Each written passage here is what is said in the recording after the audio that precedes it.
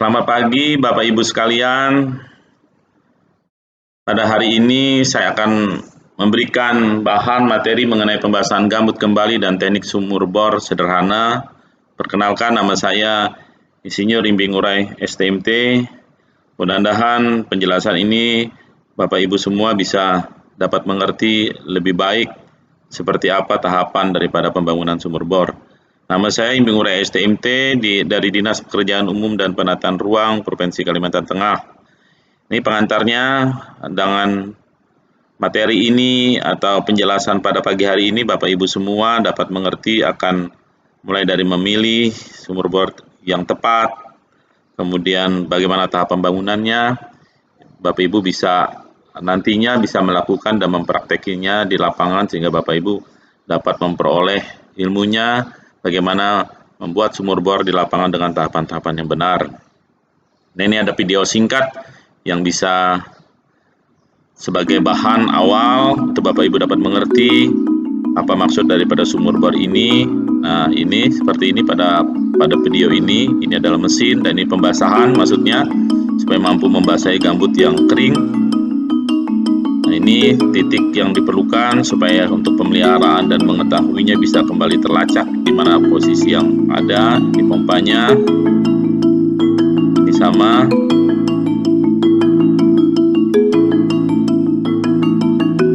Ini lokasi pembuatan sumur bor memiliki beberapa kriteria. Ini salah satu wilayah yang sangat menjadi tujuan utama sumur bor, itu daerah yang rawan kebakaran, kemudian jauh daripada sumber air dan memiliki sumber air bawah tanah. Nah, ini daerahnya aksesnya sangat sulit.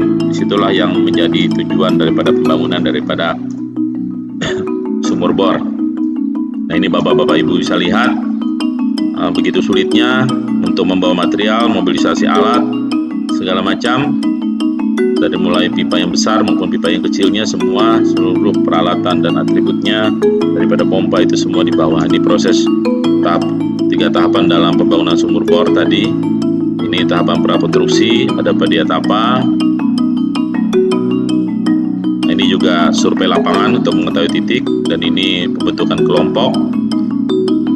Ada perjanjian kerjasama pembangunan, dan ini ada pelatihan teknis hingga pengadaan bahan, peralatan, dan tenaga kerja.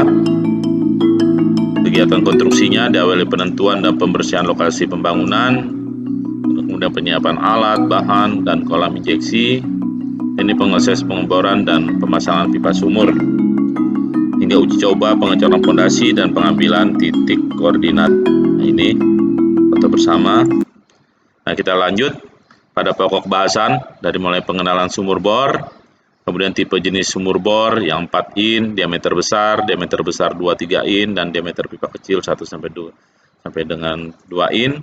Kemudian ketiga ada teknik pemilihan tipe desain sumur bor sederhana, dan yang keempat adalah tahapan pembuatan sumur bor sederhana.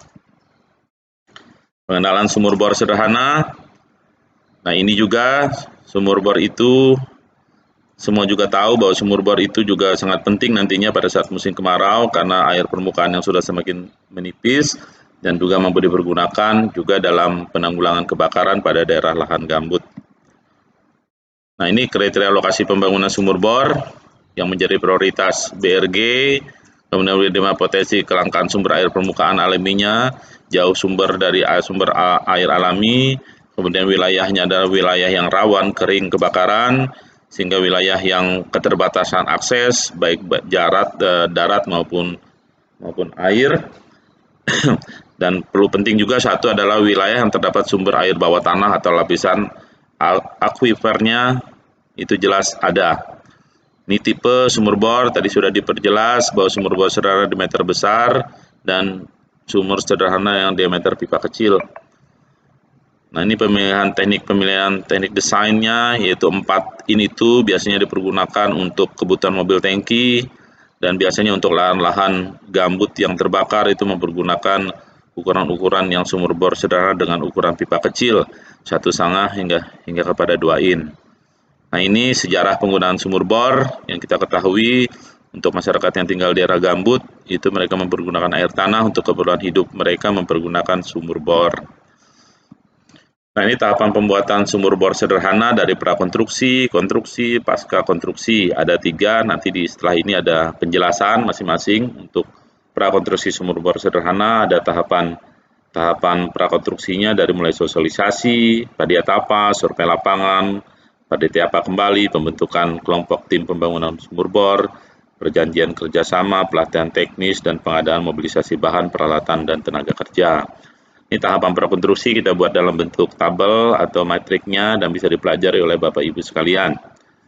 Kemudian konstruksi sumur bor sederhana pada pembangunannya itu penentuan titik, penyiapan alat, bahan sumur bor, penyiapan kolamnya, proses pengeboran, pemasangan pipa, uji coba, dan pengecoran fondasi untuk mengetahui pemasangan titik koordinat.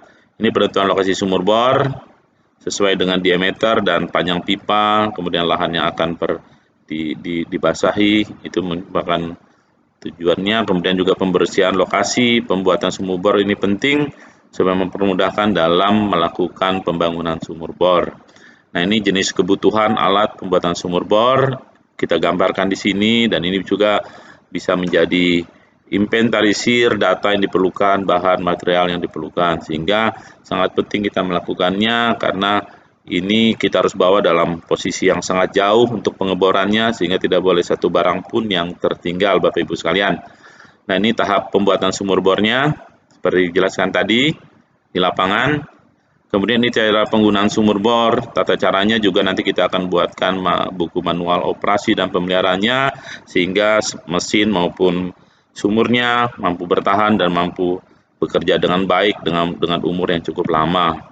Nah, ini pasca konstruksi sumur bor dari pengujian pompa sumur bor, perapian pembersihan arealnya, membuat atau menyusun buku manual operasi sumur bor, dan demobilisasi alat dan pekerjaan. Nah, ini foto-foto padiatapa, kemudian ini tahap pelatihan, ini penentuan titik, kemudian ini inventarisir barang yang diperlukan, ini juga sama pengecekan alat, ini pengeboran di lapangan. Nah, ini mesin tadi yang cukup banyak dan memerlukan pemeliharaan yang cukup intens supaya alat-alat ini bisa bertahan mempunyai usia yang cukup panjang. Terima kasih Bapak Ibu sekalian, mudah-mudahan paparan ini bisa menjadi bekal yang baik buat ibu-ibu dan bapak-bapak semua yang akan membangun sumur bor sederhana pada lahan gambut. Di sini ada satu video, mudah-mudahan video ini bisa memberikan motivasi buat ibu-ibu bapak sekalian. Di sini saya coba tampilkan. Nah, ini Bapak Ibu, ini videonya tidak bersuara tapi saya akan memberikan keterangan. Ini Bapak ini adalah pengusaha nasi kuning di Palangkaraya, di mana nasi kuning ini tidak akan klop dan tidak akan menarik jika tidak mempergunakan ikan haruan atau ikan gabus, Bapak Ibu sekalian. Sehingga perlu Bapak Ibu masyarakat juga ketahui bahwa gabus ini hidup dan banyak ada di lahan gambut, sehingga dengan mempertahankan gambut kita, dengan memberikan gambut kita ruang yang baik dan dia secara lingkungan bisa bertahan dengan baik, sehingga ikan-ikan pun seperti gabus atau haruan ini bisa masyarakat produksi dan masyarakat masih bisa menikmati makanan-makanan atau produk-produk dari haruan. Demikian Bapak Ibu sekalian, mudah-mudahan Bapak Ibu mempunyai semangat dan daya juang yang sama untuk mempertahankan gambut kita dan membasahi gambut kita kembali, sehingga habitat maupun flora dan fauna yang ada di situ bisa hidup dan tumbuh dengan normal kembali. Terima kasih untuk perhatiannya, untuk kesempatan yang diberikan. Semoga ini semua bermanfaat bagi kita semua. Selamat pagi, salam sejahtera buat kita semua.